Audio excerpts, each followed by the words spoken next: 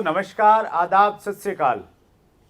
Chat with Surendra वत्स का आज हम 50वां एपिसोड आपके सामने प्रस्तुत कर रहे हैं। ये गोल्डन जुबली एपिसोड है। जाहिर है ये विशेष होगा, ये खास होगा, ये ऐसा होगा जो वर्षों तक देखा जाने वाला है। मैं आपको याद दिलाना चाहता हूं कि जो हमारा सिल्वर जुबली एपिसोड था उसमें हमारे मेहमान मोहम्मद जाकिर हुसैन थे।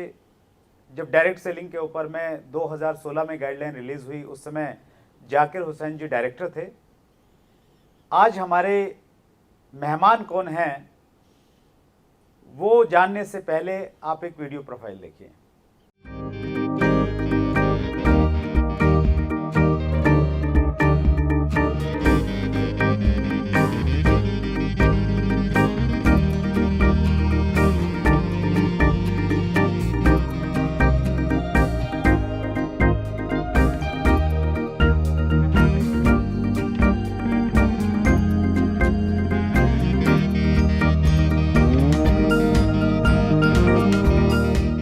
और जैसा आज आपने देखा, आज हमारे मेहमान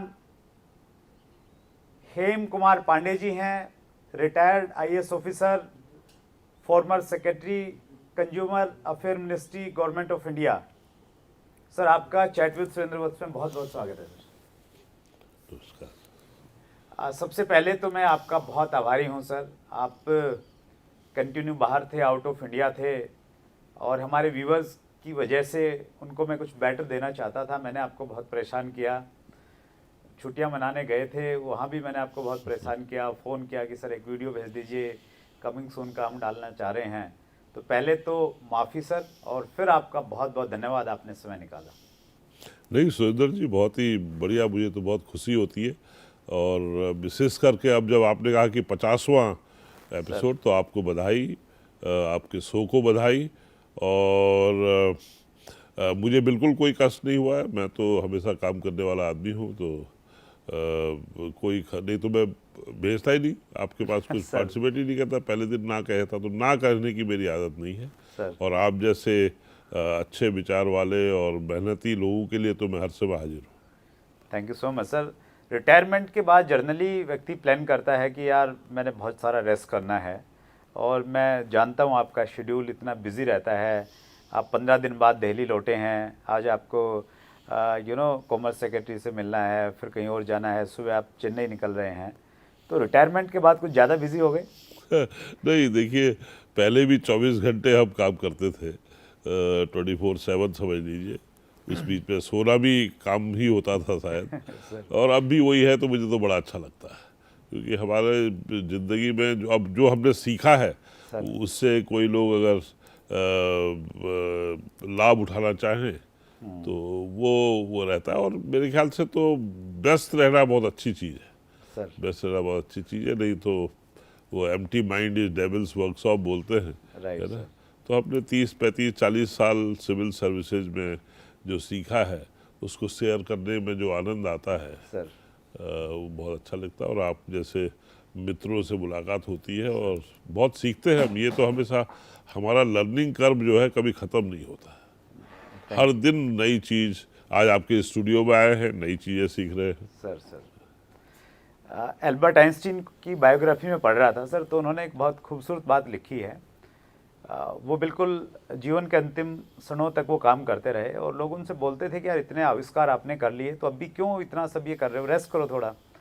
तो एल्बर्ट आइंस्टीन ये कहते थे कि जब भी मैं रेस्ट की सोचता हूँ तो मैं ये सोचता हूँ कि भगवान ने मुझे जो शक्ति दी है और जो काबिलियत दी है, मैं अगर उसका इस्तेमाल नहीं करूँगा तो मैं भगवान का अपमान करूँगा। बोले ये सोच के मैं फिर काम पे लग जाता हूँ।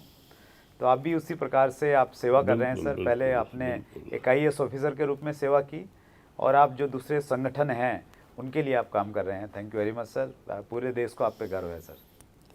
सुरेंद्र जी, आईएएस बनना सर, ये एक बहुत बड़ा ड्रीम होता है। मैं अगर अपनी बात करूं तो मेरा ये सपना था, और लेकिन मेरी चूँकि जो एजुकेशन रही ना सर, वो संस्कृत की रही। मैंने ग्रेजुएशन में संस्कृत किया, और उस समय एक ऐसा नियम था कि ग्रेजुएशन से अगर आपने संस्कृत किया है तो आप आईएएस के लिए एग्ज़ाम नहीं दे सकते। तो वो मेरे अंदर में वो कुलमलाहट रही और आज बहुत सारे लोग हैं आईएएस करना चाहते हैं। तो आपने जब आईएएस किया तब आईएएस बनना मुश्किल था या आज के समय में मुश्किल है?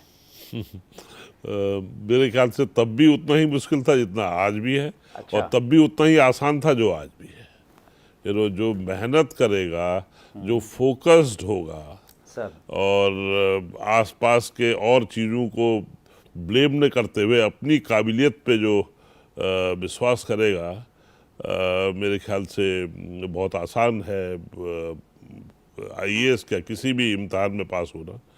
और अगर आपको मैं अपना खुद उदाहरण दूं तो हम तो एक बहुत, मैं तो जब देखता हूँ बाद में दिल्ली में लोग रहते हैं, दिल्ली वासी जो हैं, इतने कोचिंग, इतनी सुविधाएं, हम तो एक बहुत छोटी जगह उत्तराखंड में जहाँ 2 दिन बाद तो अखबार आता था। अच्छा। है नहीं? तो ये सब कहते हैं कि अखबार रोज पढ़ना चाहिए, ये सब कुछ नहीं, लेकिन लगन थी, चाहत थी और विश्वास था। बाद में आके देखा कि भाई किस कहाँ से और कहाँ, तो मेरे ख्याल से, और ये कंपटीशन है, इसमें कोई जैसे 60% 70% जब हम एग्जाम में ग्रेजुएशन पोस्ट ग्रेजुएशन में मार्क्स ले आते हैं, फर्स्ट आ जाते हैं, वो नहीं है। ये तो भाई सभी के आपस में कंपटीशन है। तो मेरे ख्याल से फोकस्ड अप्रोच, वो स्मार्ट वर्ड हमेशा काम आता है, तो स्मार्ट अप्रोच होनी चाहिए, है ना? तभी आप किसी भी चीज़ में, आज हम डायरेक्ट सेलिंग की बात करेंगे तो उसमें भी स्मार्ट अगर है तो स्मार्टनेस और बढ़ेगी। जो स्पेशली आज जो युवा हमारे बहुत साथ जुड़े हुए हैं सर, उनमें कुछ अगर आईएएस बनना चाहते हैं तो क्या आपकी तरफ से क्या टिप्स होगा? हम डायरेक्ट सेलिंग की बाद में आते हैं फिर। देखिए, मैंने जो वही कहा, लगन और लक्ष्य सामने होना चाहिए। Right sir. मेरे को तो ये लगता है कि कोई 24 घंटे पढ़ता हो या 18 घंटे पढ़ता हो, वो कोई माइलस्टोन है। आप 2 घंटा पढ़ें, लेकिन वो पूरा का पूरा आपके मस्तिष्क में जम जाए और जब उसकी ज़रूरत हो वो रिकॉल हो सके। तो ऐसी पढ़ाई होनी चाहिए। हम बहुत समय किताब खोले रखते हैं, दिमाग में जाता ही नहीं है कुछ, तो वो कोई वो नहीं है। ये है कि फोकस, और अगर आप मेहनत करोगे, फोकस करोगे, और जो मैंने बार बार कह रहा हूँ कि स्मार्ट लर्नर होगे।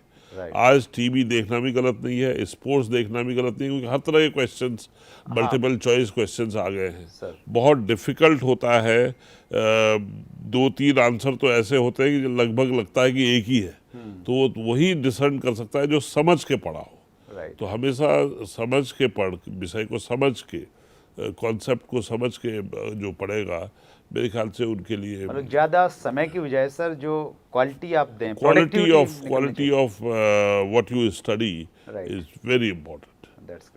उसके बिना, और फिर टाइमली उसको निकालना भी है ना, रिट्रीव करना और ठीक जगह पे ठीक टाइम, क्योंकि ये तो कंपटीशन है। इसमें आपको तो लगेगा कि भाई मैंने तो बड़ा अच्छा किया है, लेकिन आपसे अच्छे करने वाला आगे निकल जाएगा। तो अब सिविल सर्विसेज का कंबाइंड एग्जाम होता है। हम लोग पहले तो सोचते थे कि भाई कैसे ही वो 800-900 में नंबर आ जाए सर, फिर होता है कि नहीं भाई वो टॉप में मेरा फर्स्ट प्रेफरेंस आईएएस है, उसमें आ जाए, फर्स्ट 100 में आ जाए, है नहीं? उसके बाद होता है कि भाई अपने घर का स्टेट मिले, उसमें टॉप में आ जाए, है नहीं? तो ये तो आदमी का वो कभी होता नहीं है, बट वन कैन डू। मैं अपना ही कहानी बताऊँ, मैं 81 में मैं फॉरेस्ट सर्विस में क्वालिफाई किया था और सिविल सर्विसेज में भी क्वालिफाई किया था। अच्छा सर। फॉरेस्ट का रिजल्ट पहले आया था तो मैं उसमें चला गया, राइट, और फिर सिविल सर्विसेज का रिजल्ट आया तो मैं उसमें थोड़ा सा नीचे मेरा रैंक था, तो मैं सेकंड प्रेफरेंस मेरी आईपीएस मुझे मिल रहा था। मैं तब तक फॉरेस्ट सर्विस ज्वाइन कर ली थी तो वहाँ चला गया, है नहीं? और फिर मुझे पता था कि मैं फिर एग्जाम दे रहा हूँ, और फिर एग्जाम दे करके मैं दूसरे साल आईएएस में आ गया। तो सिविल सर्विसेज में 2 अटेम्प्ट में और फॉरेस्ट सर्विस में पहले अटेम्प्ट में मैं जो है फॉरेस्ट सर्विस में आ गया था। उससे पहले मैं यूनिवर्सिटी में 2-3 साल पढ़ाता था, तो वो सब ऐड करता है। सर, हम ऐसा सुनते हैं कि जब इंटरव्यू लिया जाता है एक बच्चे का जो जिसने आईएएस का एग्ज़ाम पास कर लिया, तो वो बड़ा टिपिकल रहता है, अजीब तरह के प्रश्न पूछे जाते हैं, तो ये सही है क्या? ऐसा कुछ रहता है आपके टाइम में भी रहता है? बिल्कुल नहीं, क्योंकि ये बेसिकली पर्सनालिटी टेस्ट होता है। आपके नॉलेज का टेस्ट तो हो चुका है, आपने प्रिलिमिनरी एग्जाम दिया, मेन एग्जाम दिया, अब ये पर्सनालिटी टेस्ट होता है। तो इस तरह से प्रश्न पूछे जाते हैं कि आपकी पर्सनालिटी रिफ्लेक्ट हो। भाई ऑनेस्टी बहुत बड़ी चीज़ है, इंटीग्रिटी बहुत बड़ी चीज़ है, और मतलब जो मैं कह रहा हूँ वो सच है, मैं अपनी अंतरात्मा से कह रहा हूँ, ये Yes, yes. निकालना बहुत जरूरी होता है। अच्छा। मतलब झूठ बोल के या झूठ बोलने वाला पर्सनालिटी हमारे उसमें ना आए सिस्टम में, तो ये देखा तो ये पर्सनालिटी टेस्ट है, आपके क्या ट्रेट्स हैं। कभी कभी आपको ऐसे प्रश्न पूछे जाएंगे जो कि एक सिचुएशन, फिर आप कैसे उसको कोई कहेगा भाई पॉलिटिकल प्रेशर होता है, कोई कुछ पूछेगा इस तरह के प्रश्न, तो आप कैसे उसका रिप्लाई देते हैं। बेसिकली ये आपके व्यक्तित्व का परीक्षण है, न कि आपके नॉलेज का। नॉलेज तो उस स्तर पे आ रहे हैं तो नॉलेज तो रहती है। Right right right sir, that's great sir. आपने काफ़ी टाइम सर्विस की sir as a IAS officer, तो बहुत सारी जगह आपकी पोस्टिंग रही होगी सर। कौन सी पोस्ट और कौन सी जगह आपको सबसे अच्छी लगी? बहुत कठिन प्रश्न है, यू नो। अगर आप कहेंगे तो हमें सबसे बढ़िया जो, जब हम लोग फील्ड में होते हैं सर, सिविल सर्विसेज में, IAS में इन पर्टिकुलर, तो मैं पहला जिला जो मेरा, जहाँ मैं कलेक्टर था सर, बंगाल का, मैं बंगाल सरकार के में काम करता था, तो वहाँ पर एक जिला है नदिया। नदिया, जी सर। उसकी उसकी उसकी कैपिटल का नाम है, जिले का हेडक्वार्टर है कृष्णनगर सर। और ये बांग्लादेश से लगा हुआ पूरा जिला है, करीब 250 किलोमीटर बॉर्डर बांग्लादेश से। अच्छा। तो यहाँ इस जिले में मैं, उससे पहले जो भी लोग रहे थे करीब 2-3 साल ऐसे रहते, तो मैं 3 साल से ज़्यादा वहाँ रहा। अच्छा। और मुझे पहले बताया गया था कि ये जिला बहुत ख़राब है, बहुत कठिन है, बड़ा चैलेंजिंग है। राइट। और ये सब जानने के बाद जो आनंद वहाँ पर लोगों को साथ लेके काम करने में आया, वो मैं भुला नहीं सकता हूँ। अच्छा, उसके बाद में उससे भी बड़ा जिला जो बंगाल का था, मिदनापुर में गया, जहाँ की पॉपुलेशन उस समय 84 लाख थी और इसकी 40 लाख थी।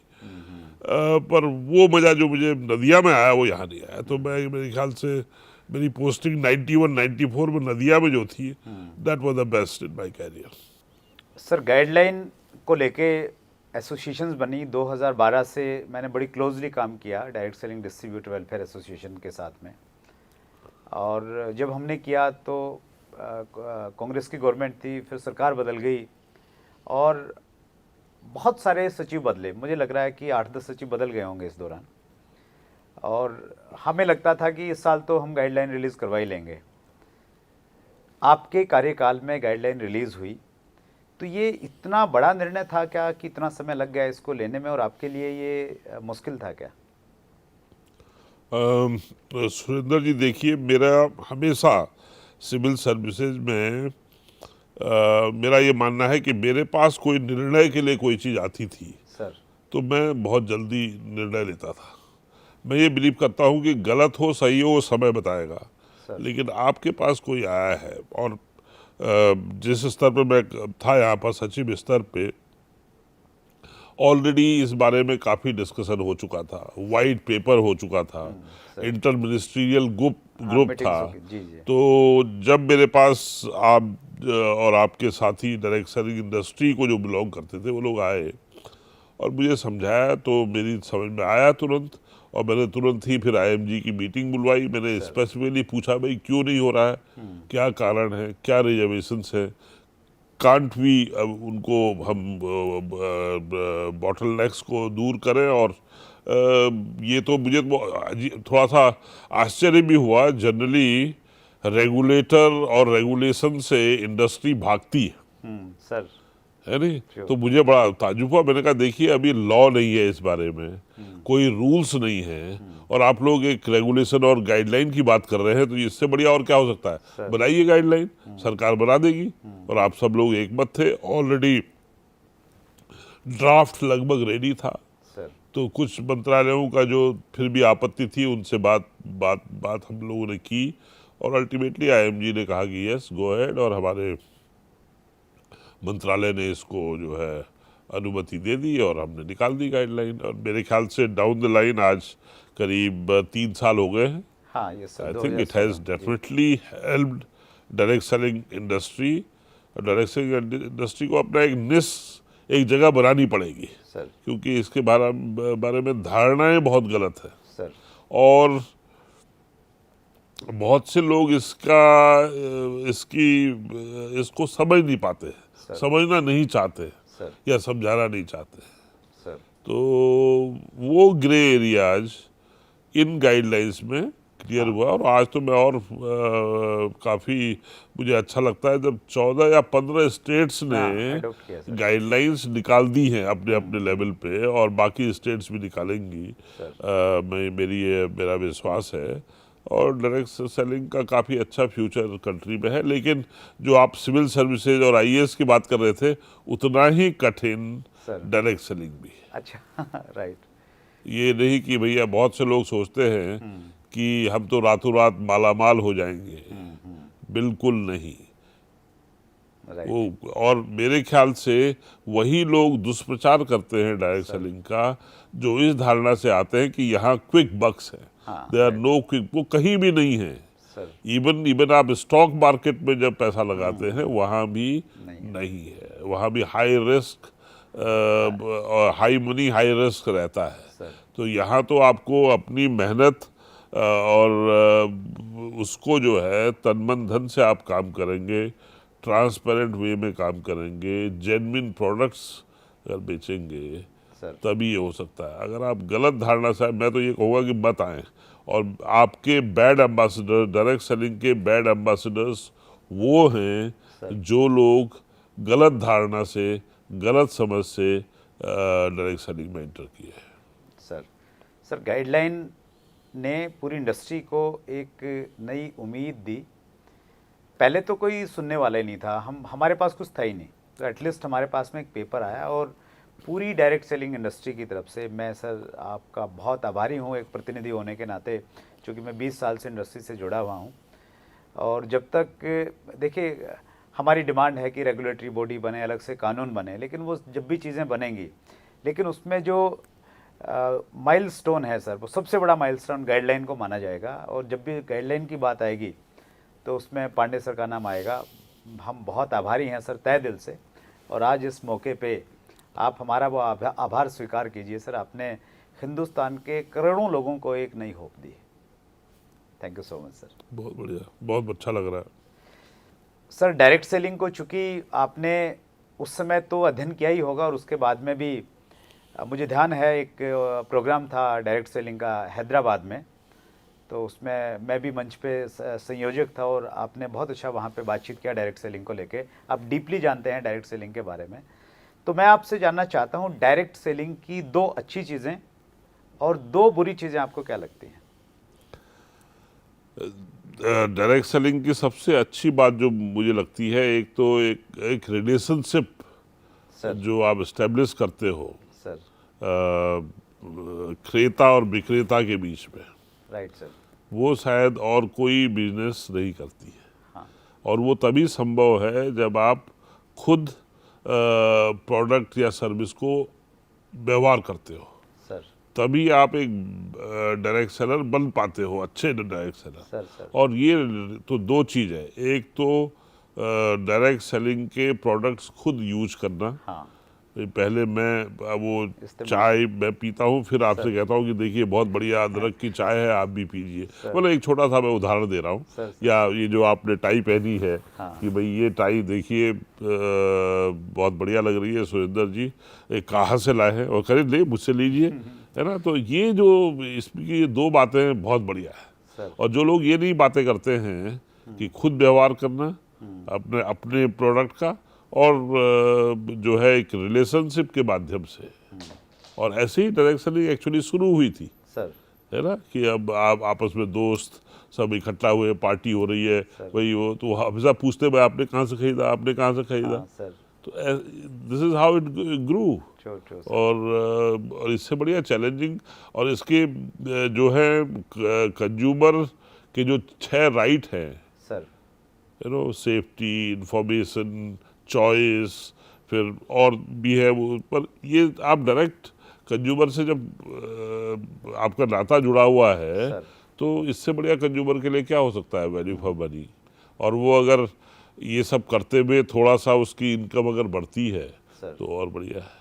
और डायरेक्ट सेलिंग की गाइडलाइंस में आपने ये भी एक प्रोविज़न रखा है सर कि जो प्रोडक्ट है उसके लिए आपको सर्टिफिकेशन गारंटी देनी पड़ेगी, तो वो भी कंज्यूमर को एक बेनिफिट है, उसको पसंद नहीं आ रहा तो वापस कर सकता है। बिल्कुल बिल्कुल। तो मेरे ख्याल से सबसे ज़्यादा अगर जो कंज्यूमर के 6 राइट्स हैं उसमें 6 में से एक राइट तो गवर्नमेंट का है, जो कि वो 3 टियर सिस्टम में रिड्रेसल का है, जो national commission, state commission and district commission. उसके अलावा 5 तो जो सीधे हैं वो सीधे के सीधे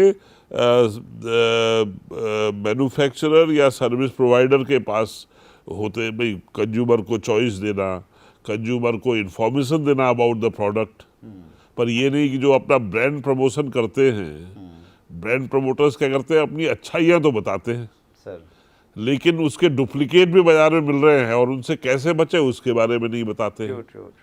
और ऐसी बहुत सी चीज़ें हैं। आज हमारे यहाँ ये काउंटरफिटिंग, स्मगलिंग, स्मगल प्रोडक्ट, उनके ओरिजिनल प्रोडक्ट भी आ जाते हैं ड्यूटी को सर्कमवेंट करने के लिए।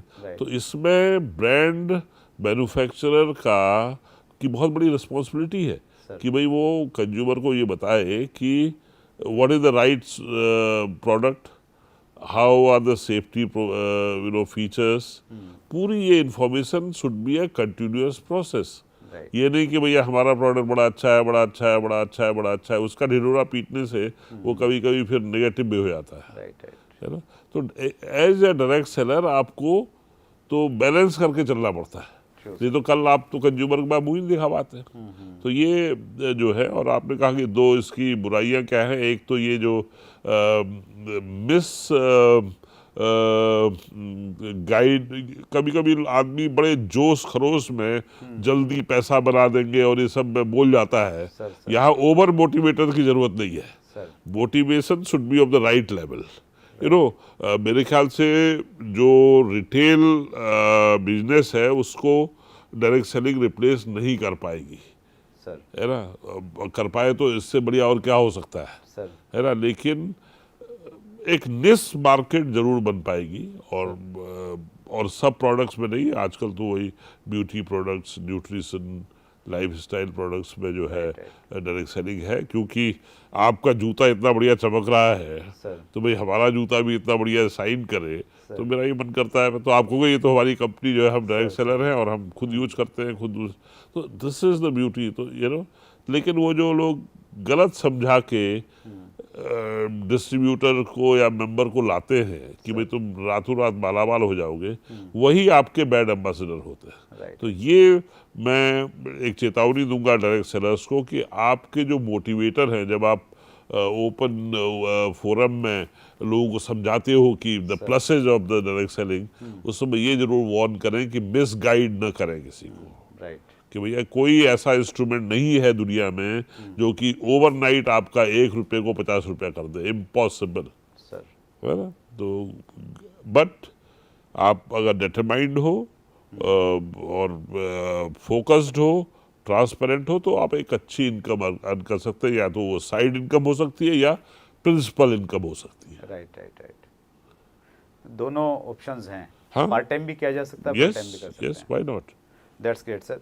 चूँकि आपकी इंटरव्यू को जब हमने डाला सर, तो बहुत सारे लोगों ने उसको व्यू किया और बहुत सारे लोगों ने प्रश्न किए हैं सर। चूँकि ये एक बहुत सारे ऐसे प्रश्न हैं सर, उसका जवाब आप ही दे सकते हैं।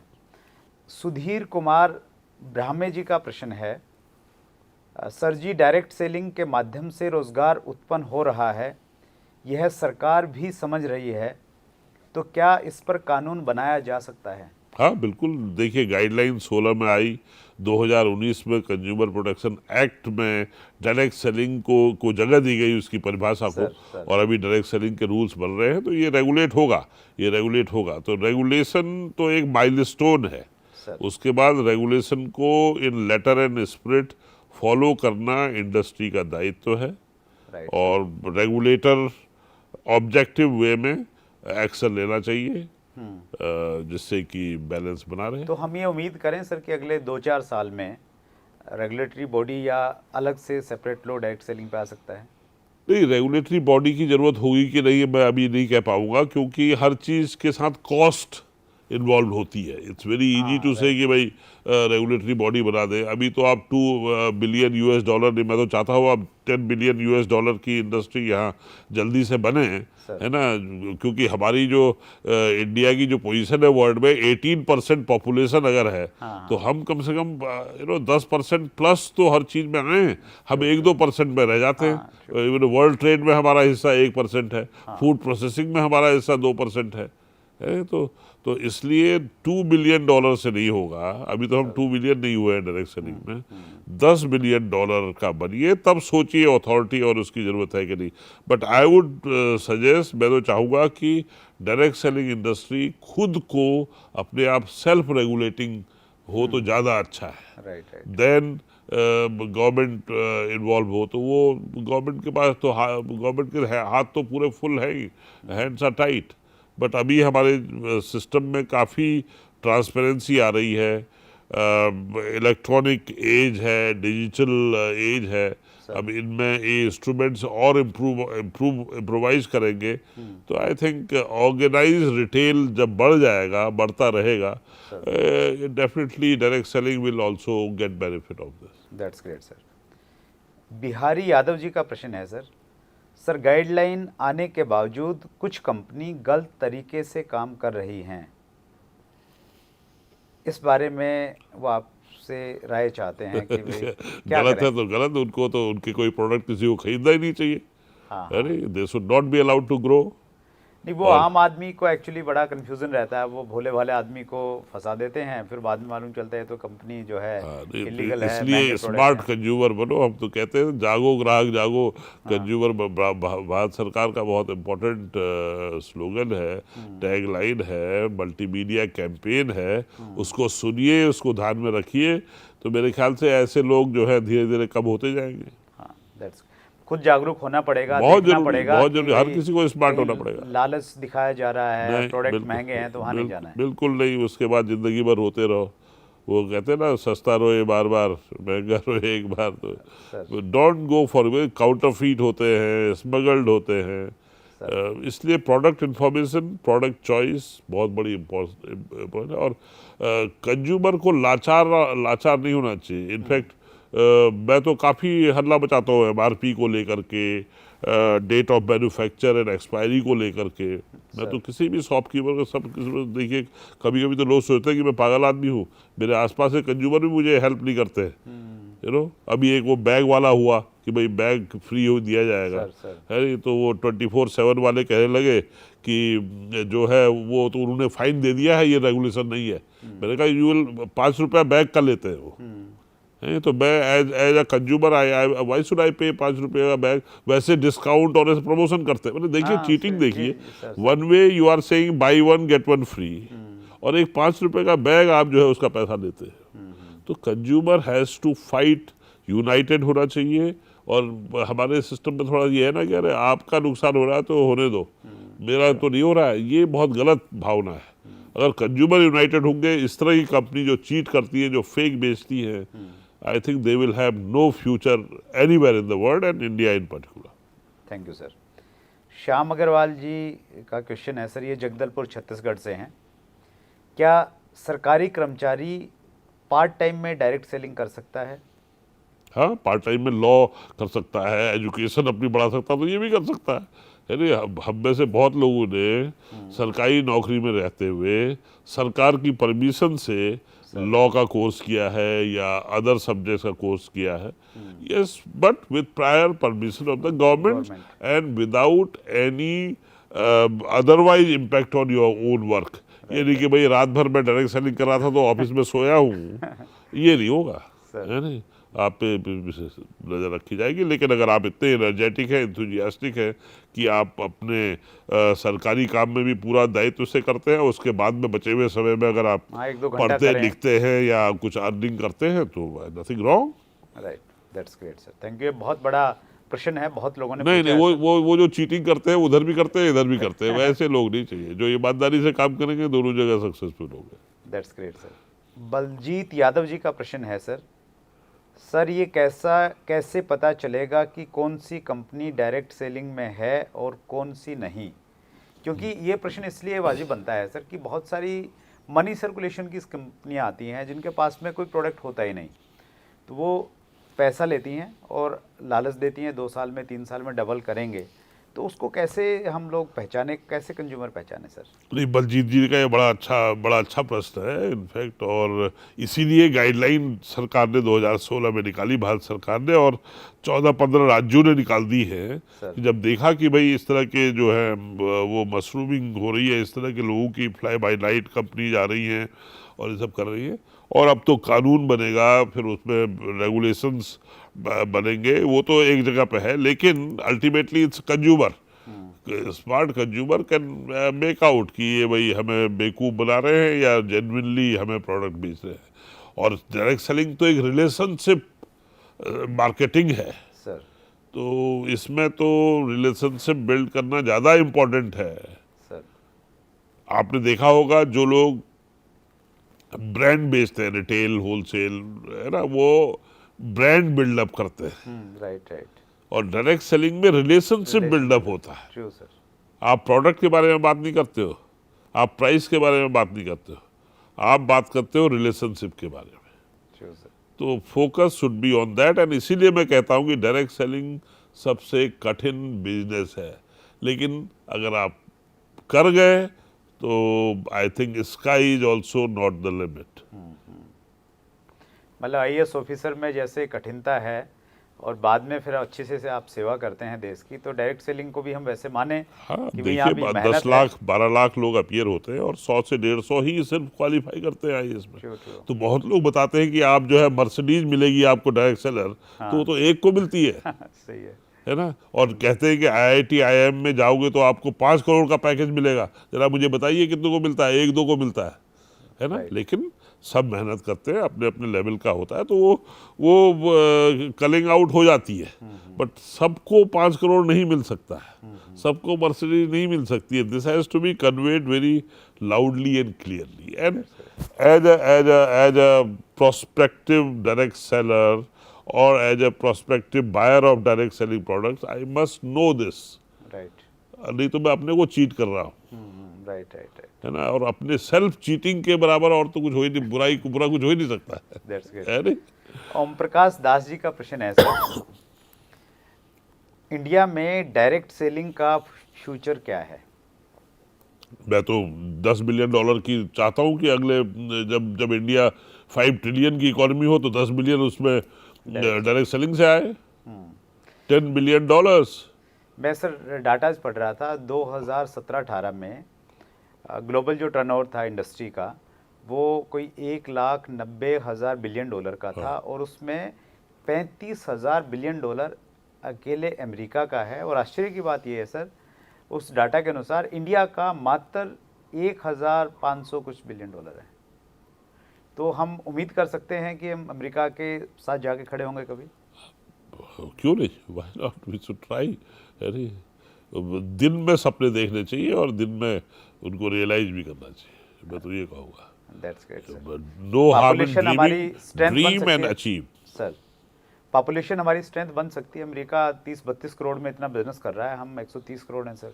हाँ, सर्विस सेक्टर और ग्रो करना चाहिए, और कोई काम गलत नहीं है इसमें। हम लोग बहुत समय ये काम नहीं करेंगे, वो नहीं करेंगे, मुझे तो बहुत अच्छा लगता है जो जूतों का काम करते हैं, लिखते हैं कि जूतों का अस्पताल है। अच्छा, आपने देखा है कि नहीं? मेरे बहुत जगह जो पॉलिश कर रहा है वो जूतों का अस्पताल। अच्छा, वाह। तो मैं तो उसको डॉक्टर कह के भाई मेरा इलाज कर दो मेरे जूते का, ये कहता हूँ। So there is nothing wrong in doing anything, पर हमारे थोड़ा सा ये कमजोरियां हैं हमारी। That's great sir. यामिनी धृणु का प्रश्न है सर, छत्तीसगढ़ धमतरी से हैं ये। कुछ कंपनियों द्वारा साप्ताहिक इनकम देने की बात की जाती है, क्या ये गाइडलाइन के अनुसार सही है? और जब उन्होंने प्रश्न किया तो उसका रिप्लाई किसी ने किया वहीं पे, वो मुझे अच्छा लगा। तो रिप्लाई किसी ने किया कि गाइडलाइन में ऐसा नहीं है, और फिर किसी ने रिप्लाई किया कि गाइडलाइन में ऐसा नहीं है। फिर दूसरा क्वेश्चन डाला कि जब 30 दिन की प्रोडक्ट की गारंटी है कि 30 दिन तक प्रोडक्ट वापस किया जा सकता है, तो फिर 7 दिन में कोई कमीशन कैसे दे सकता है? तो इसको थोड़ा क्लियर कीजिए सर आप इस पॉइंट को। नहीं, इसको देखिए, इन सब चीज़ों में गाइडलाइन, इसलिए तो मैंने बार बार कहा कि प्रोडक्ट प्राइस, प्रोडक्ट से ज़्यादा इम्पोर्टेंट रिलेशनशिप है। ये सब डाउट्स तब अराइज होते हैं कि जब हम अपनी बिजनेस को गलत तरह से प्रोजेक्ट करते हैं सर। अपने डिस्ट्रीब्यूटर्स में। जो एक नेटवर्क हम बनाना चाहते हैं उसमें सही बात बतानी चाहिए, और मुझे भी खुद सही बात समझनी चाहिए, राइट। है ना। तो 7 दिन में पेमेंट नहीं आया तो मैं मुंह फुला के बैठ गया 8वें दिन। अगर आप दोनों में कोई एग्रीमेंट हुआ है तो by and large both sides should try to achieve it. कभी कभी प्लस माइनस होता है, तो उसको तो इतना बाइंडिंग अगर लॉ रेगुलेशन में हो जाएगी, it will be very difficult. इसलिए मैं चाहता हूँ कि इंडस्ट्री खुद रेगुलेट करे, गवर्नमेंट को बिजनेस से भी दूर रहना चाहिए, और every day government should not come into the business. Right, true. और इसलिए कभी कभी बड़ा मुश्किल होता है कि जब गवर्नमेंट की कंपनी खुद बिजनेस करती है, राइट, है ना, तो फिर वही जो है प्राइवेट सेक्टर में होता है, तो ये बहुत बहुत मुश्किल हो जाता है। Right, right. और यहाँ भी मेरे ख्याल से ये हमारी इकोनॉमी के लिए एक बड़ी अच्छी चीज़ नहीं है, तो कभी कभी एक प्राइस रेगुलेशन के लिए किया जाता है। हम करते थे कंज्यूमर अफेयर्स में प्राइस स्टेबलाइजेशन फंड, इसलिए हम कभी 23 रुपये में प्याज बेच देते हैं बाजार में, जैसे कि 70 में न बिके, है नहीं। तो एक रेगुलेटर को टाइमली डिसीजन लेना चाहिए। Right. Delayed decision harms everyone, true. And regulator should be very objective. तो उससे बेस्ट है कि अगर आप इंडस्ट्री खुद अपने को रेगुलेट करे, तो आपके 90% प्रॉब्लम तो वैसे सॉल्व हो जाएगी। राइट। पर इसमें सेल्फ डिसिप्लिन की ज़्यादा ज़रूरत है। एनीवेयर भाई, पैसा भी कमाओगे और डिसिप्लिन भी नहीं होगे तो फिर कैसे होगा? वो things can't go together. That's great. Vikas Maurya ji का प्रश्न है सर, क्या स्टूडेंट को जो 18+ हैं उन्हें डायरेक्ट सेलिंग को एज ए करियर चुनना सही होगा? हाँ भाई, वो इंग्रेडिएंट्स तो मैंने समझा दिए। अगर आप मेहनती हो और लगन है, ईमानदार हो, और फेल्योर से हार से हारने वाले नहीं हो, और समझ के काम करते हो, तो कोई चीज़ कठिन नहीं है। चाहे वो सिविल सर्विसेज क्वालिफाई करना हो, या पत्थर तोड़ना हो, या डायरेक्ट सेलिंग करनी हो। राइट। तो अगर मेहनत के लिए तैयार हैं तो इसको कैरियर के रूप में चुन सकते हैं। और फोकस बहुत, हर जगह हाथ पैर मारना और बहकावे में आना बहुत गलत है। राइट। किसी discipline, forget about direct selling.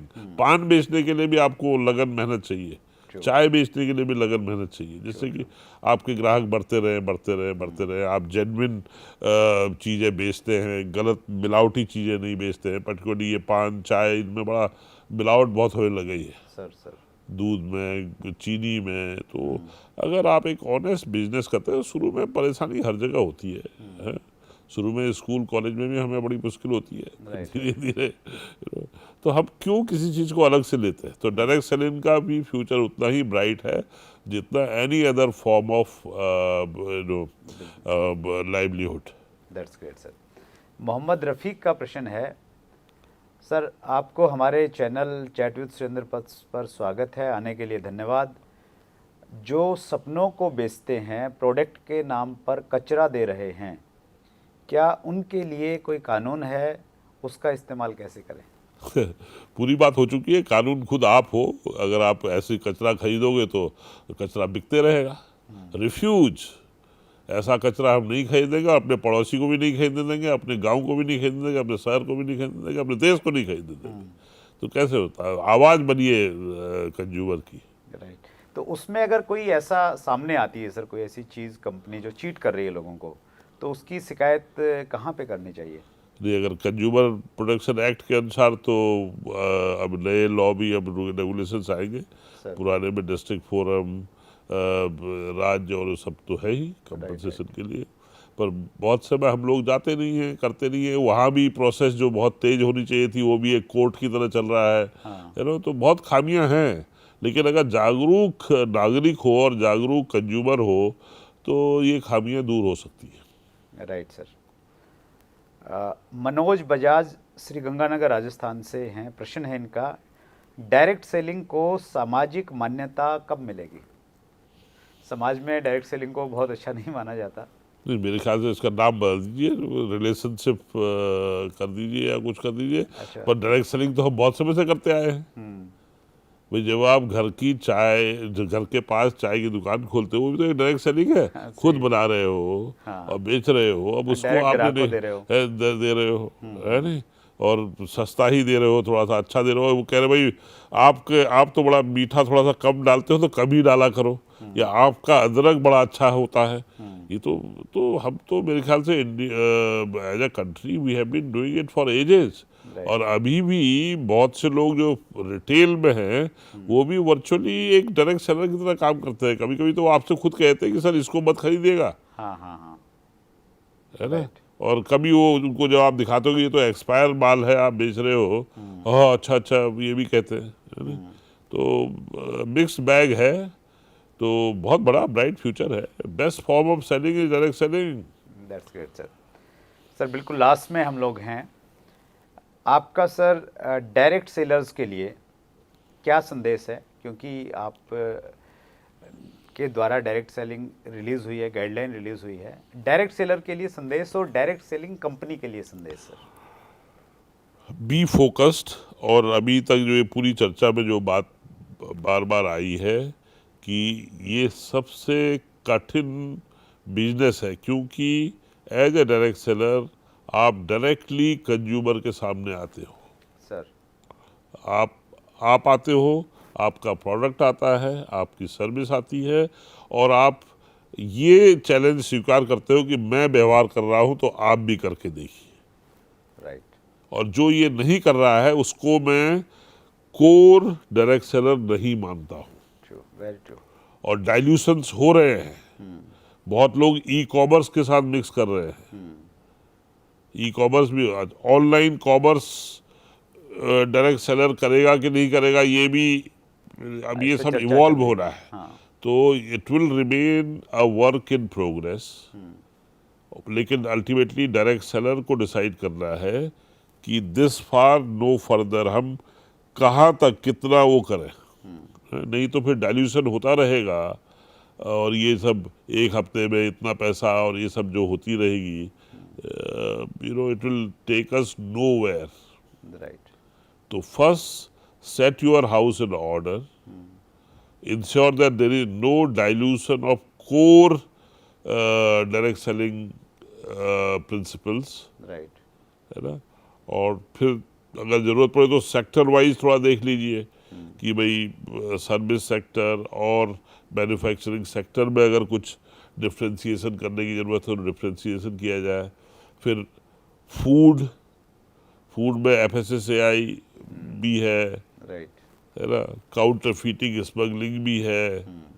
तो और डायरेक्ट सेलिंग का मतलब ये नहीं कि other laws of the land चले गए, other laws of the land सब हैं, है ना। आपको सब रिटर्न फाइल करने हैं, सब जो भी जितने भी हमारे लॉ है वो तो डिपेंड करेगा किस सेक्टर में आप बिजनेस कर रहे हैं। तो those are all applicable, but an honest, sincere and transparent direct seller will have a bright future, and I wish more and more people to come forward to direct selling, because it benefits consumer. That's great. You know, the consumer gets value for money, and consumer gets to see the seller directly.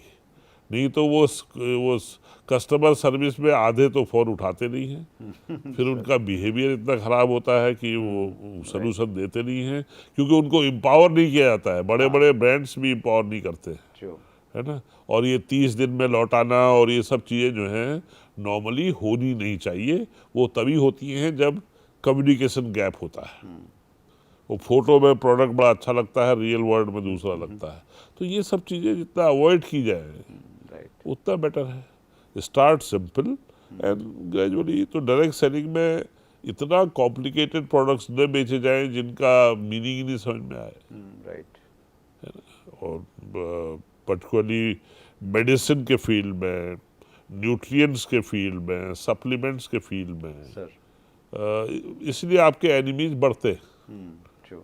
So try to do simple and gradually एक relationship जब build हो जाए फिर मेरे ख्याल से there is no stopping. So I would call direct selling more as a relationship selling और relationship building then direct selling. That's great. Thank you so much. Thank you sir. आपने हमारे व्यूअर्स को के मैक्सिमम प्रश्नों का आपने लिया sir और बहुत बेबाकी से आपने उनका रिप्लाई किया। हम सब आपके बहुत आभारी हैं सर। ये हमारा गोल्डन जुबली एपिसोड बहुत दिनों तक याद रखा जाएगा। हम सब बहुत आभारी हैं आपके sir. Thank you so much. आप सबको बधाई, आपकी टीम को और आपके शो को। And long live direct selling. All the best. Thank you very much sir. आप हमारे शो में आए, हमारे व्यूवर्स की तरफ से सर, हमारे परिवार की तरफ से ये एक छोटी सी भेंट आपके लिए sir. Thank you so much sir. Thank you sir. ये थे Shri Hem Pande ji, retired IAS officer, former secretary consumer affair ministry government of India. Sir ने आज बहुत सारे प्रश्नों का जवाब दिया। डायरेक्ट सेलिंग किस प्रकार से आई, क्या क्या चैलेंजेस थे और किस प्रकार एक डायरेक्ट सेलर को काम करना चाहिए, बहुत बारीकी से सर ने बताया। और डायरेक्ट सेलिंग गाइडलाइंस क्या हैं वो डिस्क्रिप्शन में हम उसका लिंक नीचे डाल रहे हैं, हिंदी और इंग्लिश दोनों। तो आप जाइए उसको देखिए। अगर आप इस इंडस्ट्री को लेकर इतना सीरियस हैं तो डायरेक्ट सेलिंग गाइडलाइंस को आप ज़रूर पढ़िए। सर बता रहे थे कि ग्राहक को, कंज्यूमर को, डायरेक्ट सेलर को खुद अवेयर होना पड़ेगा। तो आप उनको पढ़ेंगे तो आपके अंदर अवेयरनेस आएगी। और अगले मंगलवार रात्रि 8 बजे फिर हम लोग एक नई शख्सियत के साथ में मुलाकात करने वाले हैं। बहुत बहुत धन्यवाद। अपना ख्याल रखिएगा।